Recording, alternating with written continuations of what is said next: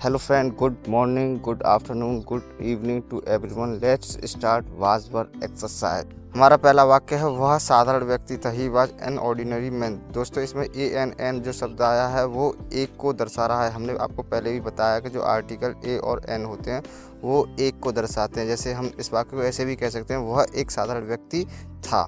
दोस्तों, ए ई आई ओ यू से पहले एन लगाते हैं, लेकिन कुछ वर्ड्स दोस्तों ऐसे होते हैं जिसमें ए ई आई ओ यू आता नहीं है, लेकिन फिर भी उसमें एन लगाना होता है, क्योंकि उन वर्डों की जो ध्वनि है ना वो ए ई आई ओ यू का ही अर्थ निकालता है।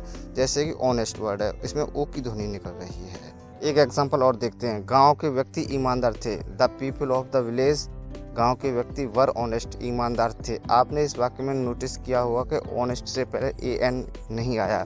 उसका कारण ये है कि जो ए और एन है वो हमेशा एक का अर्थ निकालता है। इस वाक्य को हम ऐसे नहीं बोल सकते, गांव के एक व्यक्ति ईमानदार नहीं थे।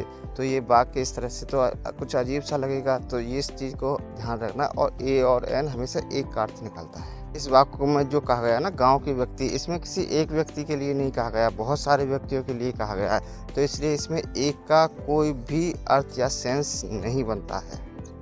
एक वाक्य और देखते हैं। वह गांव में ईमानदार व्यक्ति था। दोस्तों, इसे हम ऐसे भी कह सकते हैं कि वह गांव में एक ईमानदार व्यक्ति था। कोई बात नहीं, सेंस एक ही निकल रहा है, तो ये बनेगा he was an honest man in the village. दोस्तों, ध्यान रखा करो वाक्य का सेंस क्या निकल रहा है।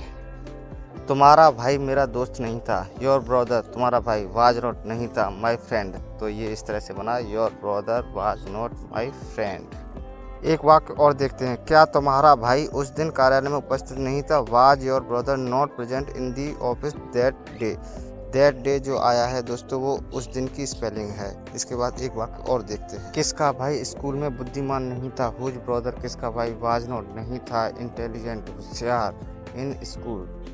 तो वाक्य है, whose brother was not intelligent in school. एक और वाक्य देखते हैं। वहाँ कौन था। Who was there. दोस्तों, इसमें जो देयर का इस्तेमाल किया है वह वहाँ के अर्थ में हुआ है। वैसे देयर का एक और प्रयोग किया जाता है। जैसे आपने वाक्य सुने होंगे, एक राजा था, देयर वाज अ किंग। वहाँ देयर को एज ए सब्जेक्ट यूज़ किया गया, लेकिन देयर का वास्तविक अर्थ वहाँ होता है। इसलिए यहाँ जो वाक्य में प्रयोग किया गया है देयर का, वो वहाँ के अर्थ में किया गया है। देयर मीन्स वहाँ ही होता है। वहाँ कौन नहीं था। हु वाज नॉट, कौन नहीं था, देयर, वहाँ, हु वाज नॉट देयर। संपूर्ण देयर का प्रयोग हम आने वाले समय में आपको बता देंगे। दोस्तों, ऊपर एक वाक्य लिखा हुआ है, सोमवार को उसकी तबीयत कैसी थी। आप कहोगे कि तबीयत की स्पेलिंग क्या लगाएं, तो आप इस वाक्य को ऐसे ही बोल सकते हो कि सोमवार को उसका स्वास्थ्य कैसा था। और स्वास्थ्य की स्पेलिंग नॉर्मल है, सभी जानते हैं। तो आप इसको इस तरह से बनाओगे कि हाउ वाज, कैसी थी, हिज हेल्थ, उसकी तबीयत, ऑन मंडे, सोमवार को। दोस्तों, जब आपका वाक्य बन जाता है इंग्लिश वाला, तो आप हिंदी वाले वाक्य से मिला लिया करो कि उसका सेंस एक ही निकल रहा है या नहीं।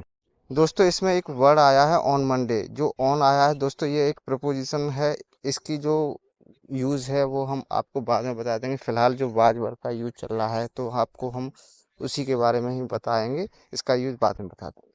दोस्तों, एक वाक्य देखते हैं। मोहन का दोस्त और तुम्हारा भाई। ये ध्यान रखना, दो व्यक्ति हो गए। मोहन का दोस्त एक व्यक्ति है और तुम्हारा भाई एक दूसरा व्यक्ति हो गया, तो ये दो हो गए। मोहन का दोस्त और तुम्हारा भाई मेरे शत्रु थे, तो ये बनेगा मोहन्स फ्रेंड। मोहन का दोस्त एंड योर ब्रदर, और तुम्हारा भाई वर माई एनिमीज, मेरे दुश्मन थे। जो एनिमीज का उपयोग किया गया है वो बहुवचन के लिए किया गया है। इसका एक वचन एनिमी होता है और बहुवचन इसका एनिमीज होता है। मोस्टली वर्ड में एस या ई एस लगाने से ही बहुवचन बन जाता है, लेकिन कुछ इसके रूल होते हैं। मैं आपको आने वाले वीडियो में बता दूंगा। दोस्तों, एक ही वीडियो में ये सारी चीज़ें आपको बताया जाएगा ना, तो आप कंफ्यूज हो जाओगे। ठीक है, तो ये मैं अगले वाले वीडियो में बता दूंगा। So goodbye and take care and please like and subscribe my YouTube channel.